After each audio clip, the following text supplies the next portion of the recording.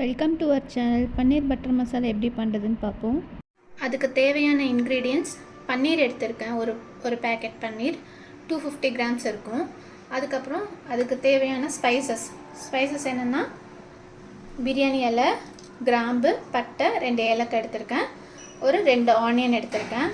இது நம்ம மிக்சியில் அரைக்கிறதுக்கு இந்த திங்ஸ் எல்லாம் என்னென்னா ஒரு 4 தக்காளி, கொஞ்சமாக முந்திரி பருப்பு, கொஞ்சம் பூண்டு, இஞ்சி, ஒரு பச்சை மிளகு எடுத்திருக்கேன். பன்னீர் ஃப்ரை பண்ணுறதுக்கு கொஞ்சமாக எண்ணெய் ஊற்றிக்கலாம். எண்ணெய் காஞ்சதும் கொஞ்சம் உப்பு, சில்லி பவுடர் 1/2 ஸ்பூன் ஆட் பண்ணிக்கிறேன். பன்னீர் ஆட் பண்ணிக்கலாம். எடுத்து பன்னீர்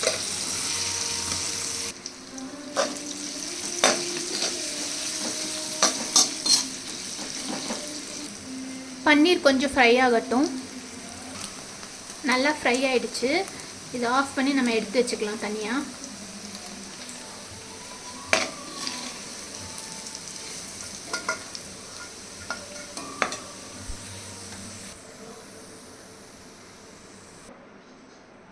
எண்ணெய் ஊற்றிக்கலாம்.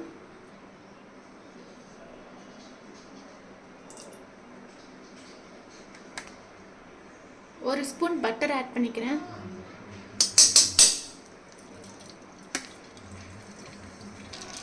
மெல்ட் ஆனதும் நம்ம ஸ்பைசஸ் ஆட் பண்ணிக்கலாம். நம்ம எடுத்து வச்சது ஸ்பைசஸ் ஆட் பண்ணிக்கலாம்.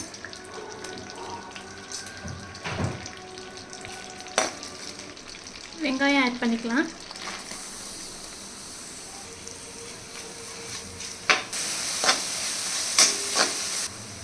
நல்லா வதங்கிருச்சு. இப்போ நம்ம அரைச்சி வச்ச ஐட்டம்ஸ் ஊற்றிக்கலாம்.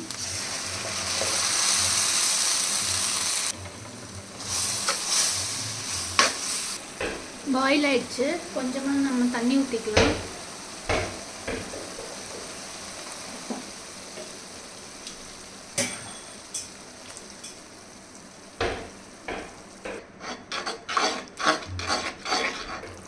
பாயில் ஆகுது. இப்போ நம்ம கொஞ்சம் உப்பு ஆட் பண்ணிக்கலாம். 1/2 ஸ்பூன் ஆட் பண்ணிக்கோங்க. கரம் மசாலா கொஞ்சம்.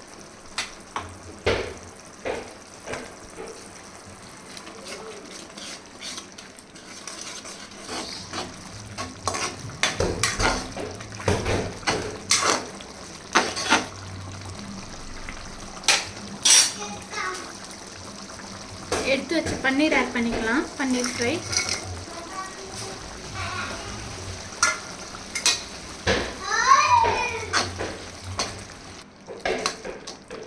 பாயில் ஆகட்டும்.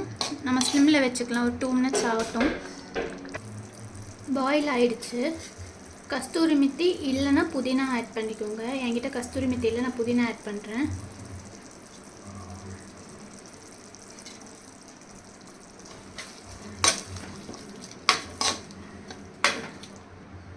அவ்வளோதான், ஆஃப் பண்ணிடலாம். பன்னீர் பட்டர் மசாலா ரெடி ஆகிடுச்சு. பிடிச்சிருந்தால் லைக் பண்ணுங்கள், கமெண்ட் பண்ணுங்கள், சப்ஸ்கிரைப் பண்ணுங்கள். தேங்க்யூ ஃபார் வாட்சிங்.